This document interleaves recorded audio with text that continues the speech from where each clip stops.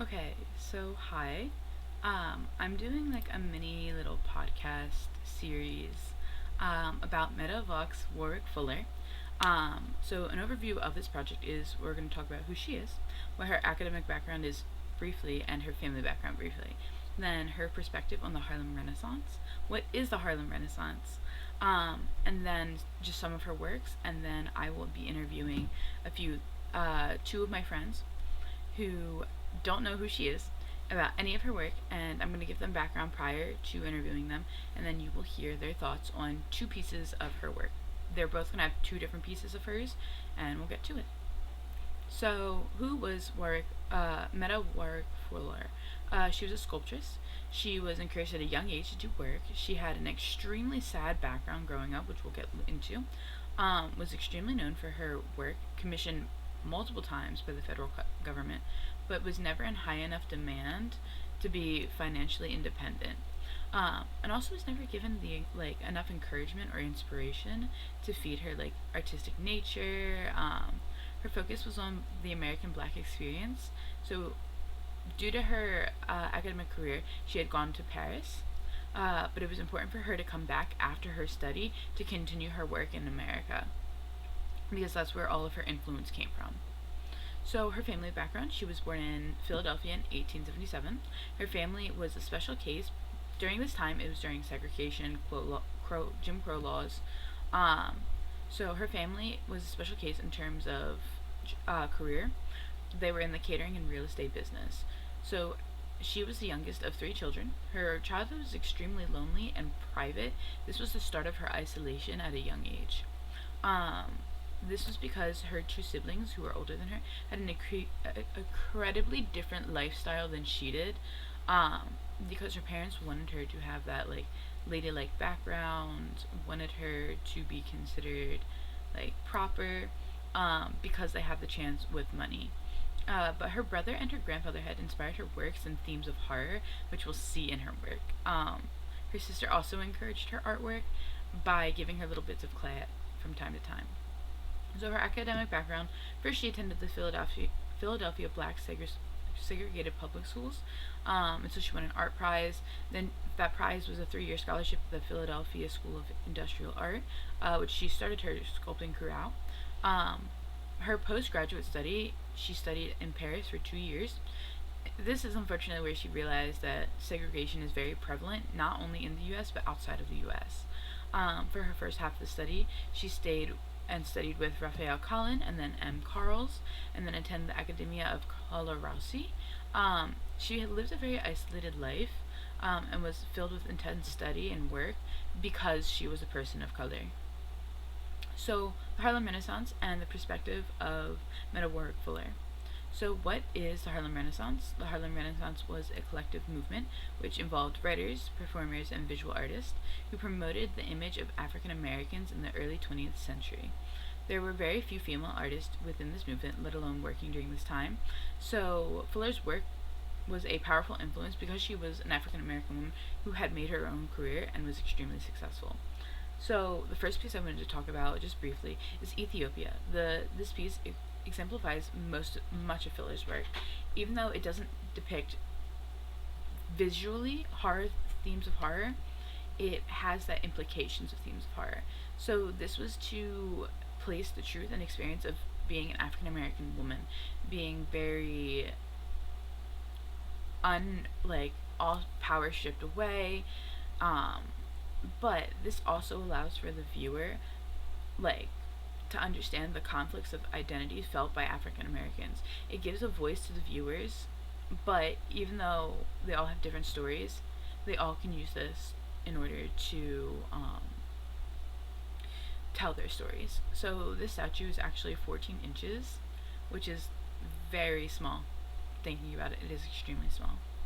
So this is the underlying horrors, is more so in the implications, not in the actual visuals. The next piece, The Secret Sorrow, is about a man who is eating his own heart. So it focuses on the emotional depth.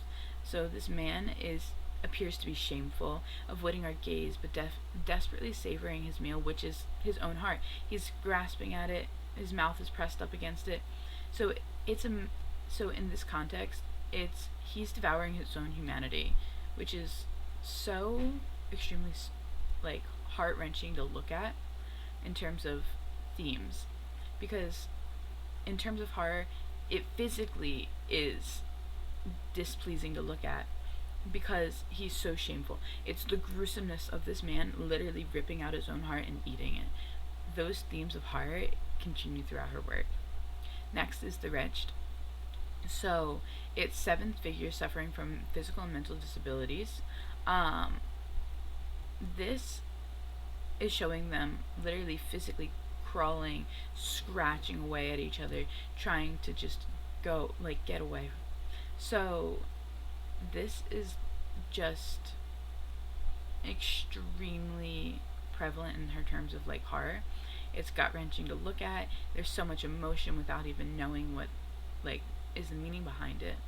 So this statue is actually 17 inches and 17 inches high, 21 inches wide, and in terms of depth, 15 inches. So the last piece that I wanted to point out was the Emancipation Statue in a Trial. It's to honor the 50th anniversary of the Emancipation Proclamation. So this is a multi-figured sculpture anchored around the truncated tree that reaches over the heads of three human figures. The tree is roughly realized, and Fuller's hand is evident in the surface of treatment. At the center of the composition, a young woman and a man stand upright and are semi-nude. The couple emerge from the tree of knowledge behind the male figure, the female figure of humanity. Clothed in a gown, bows her head and rested against her left raised arm. She gently rests her right hand on the young man's shoulder. That is physically what's happening. This is also just sorrow because it shows that even though we are leaning up against each other, we are all we have. We are still being crushed by society in terms of people who are in African American during this time. It shows, yes, they've like risen up, yes, they can stand on their own, but they still have the crushing reality of societal norms crushing them physically. So this work is actually her tallest work, which is 84 inches. So yeah, I will now go into the segment where I talk about this with a few of my friends. Okay, hi Dan. Say your name and your major, okay? Hi, my name's Dan. I'm an environmental science major. Okay, so let's take a look at the first piece I sent you, which is called All right. Ethiopia, right? Yep. Um, Based on the background information I had given you about Meta Warrick Fuller, um, and looking at this piece overall, what are your thoughts on this? So at the bottom, it looks like the statue is like wrapped up. And if I know my time period correctly Mm-hmm. about the Harlem Renaissance, back then, like happened in the early 1920s, right? Yeah, in the early 1920s. You can reasonably assume that the artist wanted to depict the struggle that African Americans faced during that time, Mm-hmm. and how like their bonded I don't know how to put it, like Like they're kind bonded of like to, bound within like society's control yeah, type thing. some Yeah, yeah, yeah. Okay. like, and they're at the whim of like the people who bounded them down. Mm-hmm. Yes. Okay. Do you have any other thoughts? She looks like an Egyptian pharaoh somewhat. Okay. Like I'm Yeah. looking at the top, Mm-hmm. and it kind of looks how like the pharaoh sarcophaguses look like. Mm-hmm. Um, in terms of like in terms of her like theme, which is mostly horror, can you like get any sort of depiction of horror from this work? Um, yes, because I would hate to be like tied down like that. So like a metaphorical horror rather than like a visual horror theme is what you're gathering essentially. Yeah, Okay. So, like she feels tied down and everything, yeah. and that represents the time period about how African Americans felt during that time. Mm-hmm. So, do you have any comments about the fact that it's only 14 inches in height? It's only 14 inches. It's That's only 14 inches. that's pretty small. Yeah. Like for the detail that I see in the piece, Mhm. that probably took a lot of work. Mhm. All right. So, do you have any other like overall like comments about it, or do you want to move on to the next piece? We can move on to the next Okay. piece. So the next piece is the Secret Sorrow. I sent you an Mhm. image of it, and Yeah, based on like the background that I had given you, um, do you have any comments about this work? it looks just to be a representation of depression, at least from my initial glance, because it's called eat like it's supposed to be eating his own heart out, right? Mm-hmm. And that's what it looks like. Yeah. So And okay. oh, go ahead. No, no, no. You can go. You can go. All right. Um, and while eating your heart out, like, is basically taking away your humanity and everything, Mm-hmm. right? Like, it's sort of an older saying, like, eat your heart out, Mm-hmm. but it looks like just a depressed man slash woman. I can't really tell. It's a man. Um, it's a man. It All is a right. man. A depressed man just eating his soul away. Yeah. So like as I preferenced before, it's the work is to show that he is eating his own humanity. So, which the heart is a metaphorical symbol for the love and the soul. So, like seeing this like work, do you feel as though like depictions of like horror, or is this less horror and more like gruesome and like pitiful and like upsetting? I would say more on the line of like gruesome slash depressing. Mm-hmm. That's just what I gathered from it. Yeah, just Just from like. looking at it straight on, Mm-hmm. yeah. Yeah, no, that's completely fair. Um, and I want to make a point to preference that this is only about like 6 inches in like height and like 5 inches in like width. That's that's pretty like for the amount of detail, that's pretty amazing. Yeah, like a lot of her work is relatively small. Okay, so is that all? Yeah.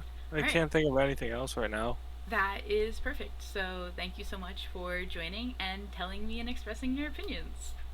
It's no problem. All right, thank you.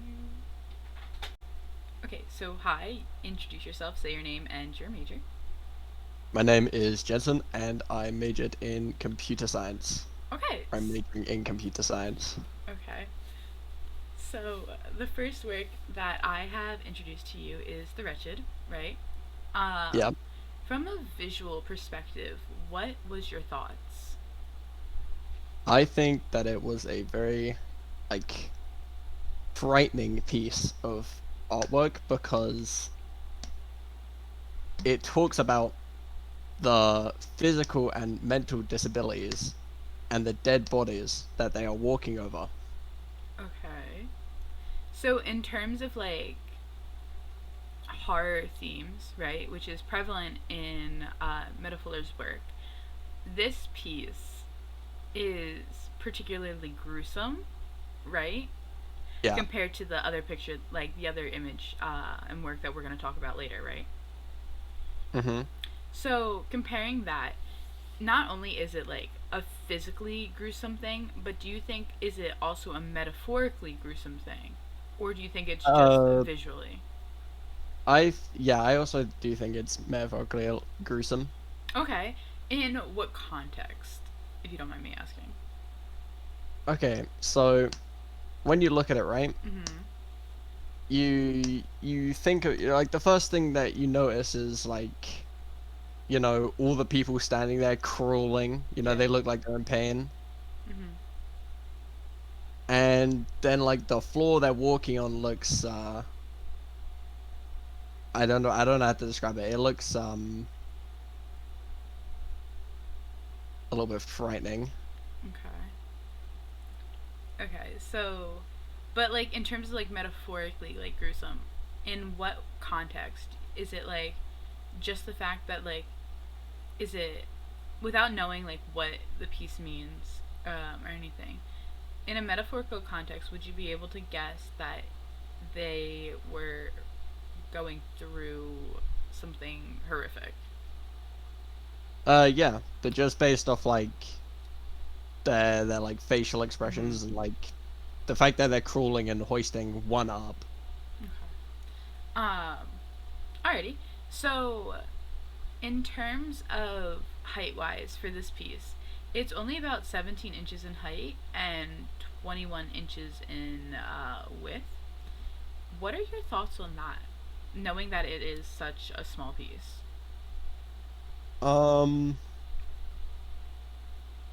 Like, since it holds like a lot of detail, are you surprised that she was able to inflict this much detail on such a small subject matter, but yeah, having yeah. like an extremely like deep and complex meaning? I mean, yeah. Yeah. It's pretty interesting that you can get all like you can look at this and then you can see like all the detail that's put into it, and you can Mhm. like look at their faces and you can know that like they're in pain, right? Mhm. And that's pretty impressive when you know that it's only like a fairly small thing. Mhm. All right. So let's look at the last image, which is the Emancipation, a statue and a trial.